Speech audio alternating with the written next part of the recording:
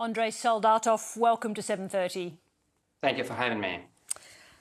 Are we certain that Vladimir Putin ordered Prigozhin's killing? Well, there are still some possibilities, but to be honest, all my sources in Moscow, this time they say that they immediately assumed that it was Vladimir Putin who was behind this attack. Prigozhin's dramatic killing happened almost 2 months to the day after his mutiny. How do you explain the delay, the timing? I think for Vladimir Putin, it was really important to take some time to assess the damage, to assess the political situation, how things changed, and because it's about many things. It's about Prigozhin and his position. It's about the military.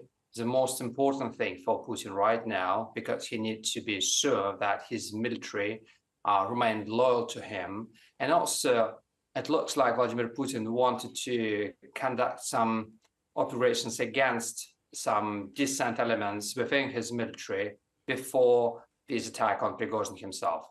Now, just explain a little bit more about that. You said Putin has been using this time to consolidate his position in relation to the military, and we know that part of the reason for the Wagner mutiny was because of disagreements with the Ministry of Defence and the way the war was being operated. So what has Putin done in those 2 months to take firmer control or change the position of the military? Prigozhin was not, I would say, a competition to the Minister of Defense or the Chief of the General Staff, Gerasimov, but what he did and how he was seen by the military. And within the military, he was seen as a voice of truth, especially about the war. So lots of people within the military believed that Prigozhin had audacity to tell what was actually going on the battlefield. And that is why lots of people felt quite sympathetic to him, if not to him, to his personality, but to his message. So what Putin wanted to do during these 2 months, he wanted to send a message that this kind of conversation about the problems in Russian military, they are not possible. These conversations, these debates are not allowed. And that is why some radical elements quite close to the Russian military, they were sent to jail just before this attack on Prigozhin. And what does that mean for those remaining supporters of Prigozhin? I mean, it's such a, as you say, Putin is sending a message. What happens to those people? Can they continue to maintain those complaints that Prigozhin was making about the war?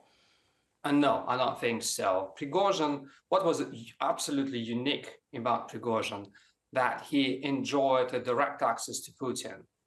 Well, without Prigozhin, nobody actually has this kind of access within Wagner.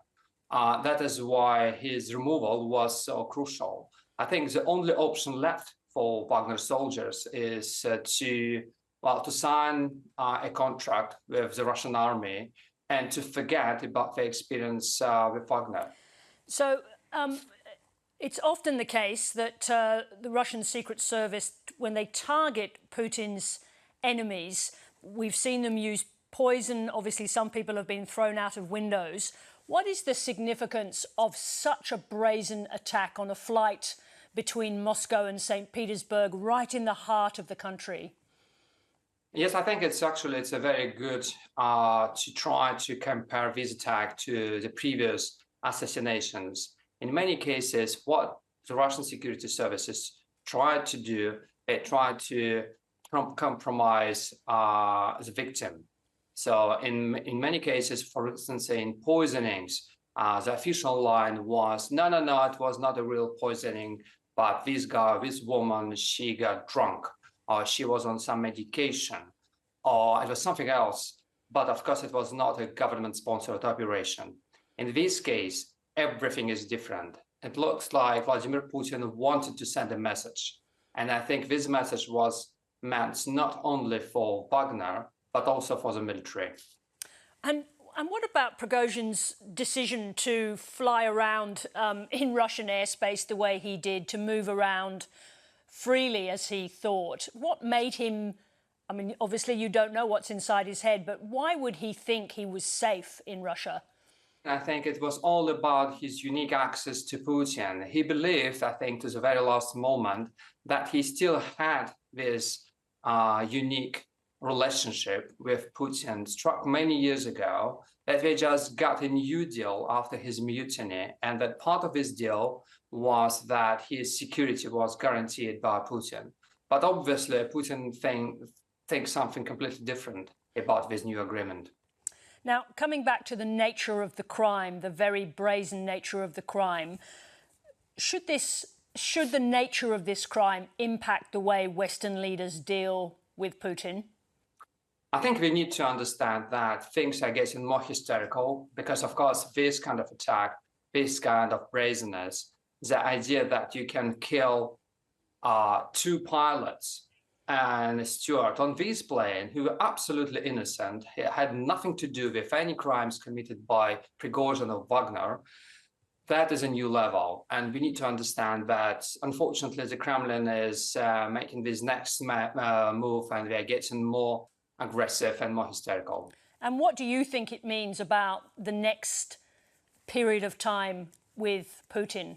We already knew that he was capable of crimes. What does it mean about who he is and what he's capable of? There's been always a very fine line between what the Russian security services and intelligence agencies were ready to do in time of peace and war. And unfortunately, it looks like now they completely embraced the idea that they are in a time of war. And in this time of war, they can do whatever they want. And that is a really bad news for not only for Russia and Ukraine, but unfortunately for Europe. Because, of course, one of the things about the Russian security services is they're quite paranoid about the threat posed by Russian political immigration. And of course, now we have lots of people who left the country. And also it's about, specifically, it's about Poland, because Poland became a logistical hub for the war effort in Ukraine. And unfortunately, it might be a new target of attacks conducted by Russian intelligence agencies. So you think this means we can expect even worse actions coming from the Kremlin? Yes, absolutely. Well, the Russian military intelligence, for instance, was getting more and more and more aggressive and adventurous. And we saw that even before the war started.